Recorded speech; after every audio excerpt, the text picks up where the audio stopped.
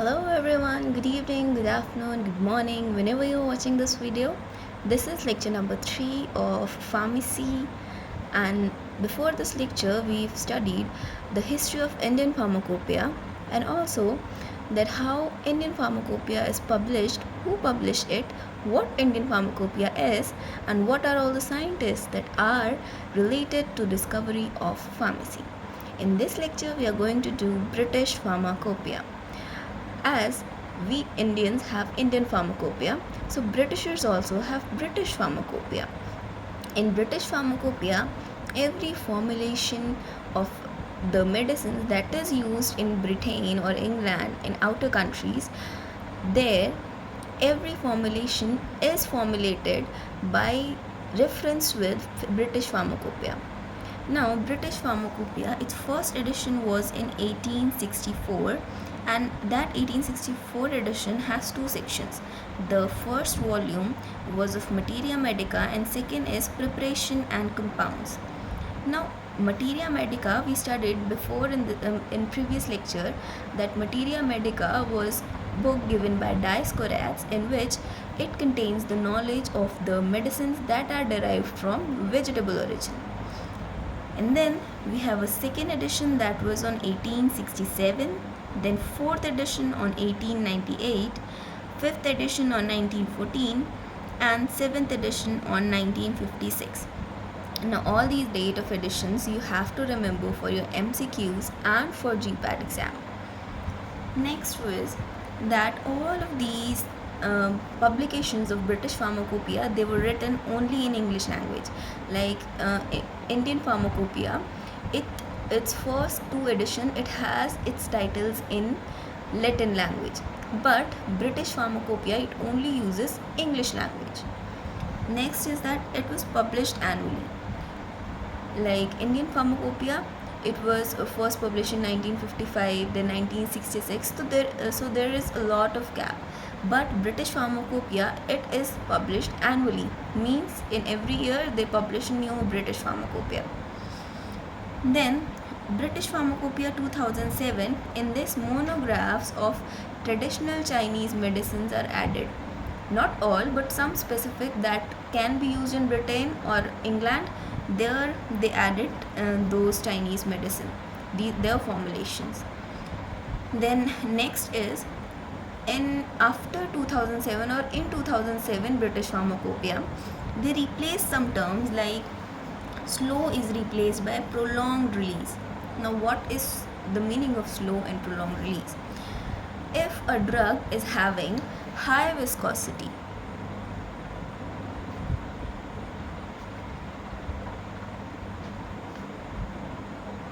now what viscosity is? It is fluid friction.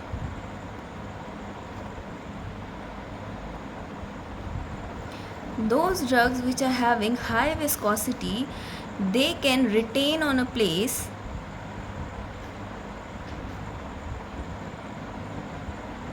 for longer duration.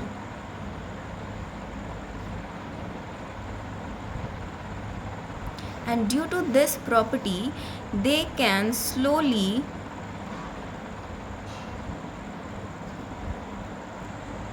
release their medicament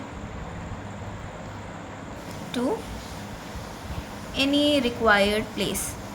And this slow medication release is also called prolonged release.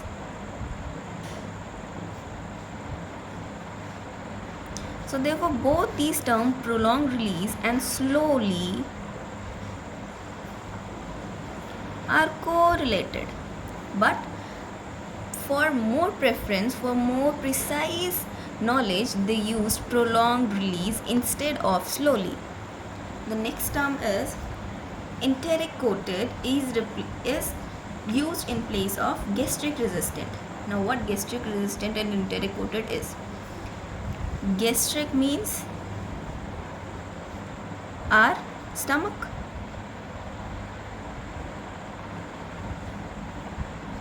So those medicines which have no effect on stomach, That means those drugs which cannot be disintegrated by the conditions that are there in stomach, those drugs are known as gastric resistant drugs. That means they are resistant, they do not get affected by the juices that are present in gastric system, in stomach. And enteric coated are those medicines which have an outer coat which protects them from gastric juices. So both these terms, enteric coated also and this gastro resistant also, both these terms are also correlated, but still for more precise knowledge they used the term enteric coated instead of gastric resistant. Now next is British Pharmacopoeia 2008. It consists of 3100 monographs and it was effected from 1 Jan 2008. As we know that British pharmacopoeias are published annually, so every pharmacopoeia was effective from 1 Jan of that month in which it is published. Now next is British Pharmacopoeia from 2007 to 2009.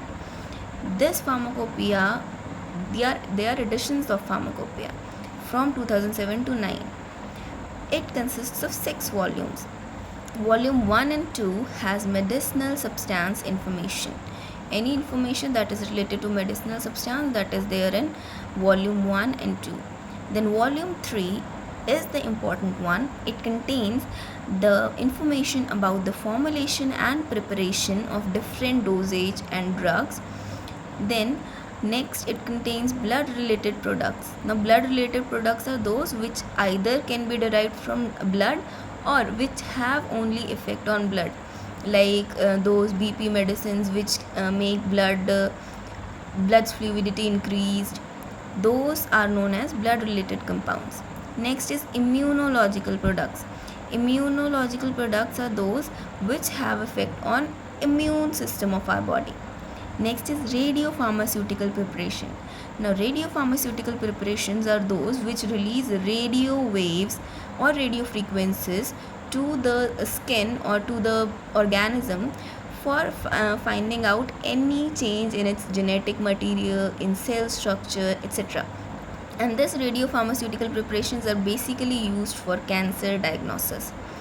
The next is surgical materials and homeopathic preparations. Now homeopathic preparations, homeopathy is a branch of medicine in which a single element like sodium, sulfur, only a single element is given in diversely diluted form, in ratio of 1:100 or 1:10. In a high quantity of dilution it is given, because homeopathy, they believe that a small amount of the element can also treat any disease without any side effect. And it's true that homeopathy has least side effect as compared to any medicine formation. The next is volume 4th. It contains supplement chapters and IR spectra or IR spectroscopy. Now what is IR spectroscopy? In this, infrared rays are sent to the atom which we have to diagnose, and this IR spectroscopy finds out or helps us to identify the functional group of that compound. Functional group, it can be oxygen, it can be the alcohol, it can be aldehyde, it can be ketone, it can be ester, it can be ether. So any functional group we can identify through IR spectroscopy. The next is volume 5th. It contains veterinary product, means product related to animals. Next, in volume 6th, it contains CD-ROM version. Now next is the volume 2010. It was effected from 1 January 2010 as usual. Then it contains 40 monographs and formulations and preparations of medicines, and it is present in 4 volumes. Then next is British Pharmacopoeia 2013. It has 41 new British pharmacopoeial monographs and 40 new European pharmacopoeial monographs. It has 619 amended monographs, 6 new and 1 amended infrared reference spectra. Next is 2014. One thing, reference spectra means reference is a standard version of IR spectra. Means we have a standard by which we identify that either it is our compound or not. Okay. Then BP 2014, it only has official sources of British pharmaceutics, and it was published by MHRA. The full form is Pharmacopoeia Commission, Secretariat of Medicine and Health Product Regulatory Agency. And British Pharmacopoeia 2014 contains 3,500 monographs, and it was effective from 1 January 2014. So here all the editions of British Pharmacopoeia are completed. Except this, you don't have to write anything else in your exams. It is sufficient. Just remind it all, remember it all, and the dates you have to remember for your MCQs and for GPAT exam. Thank you. We'll meet in next video.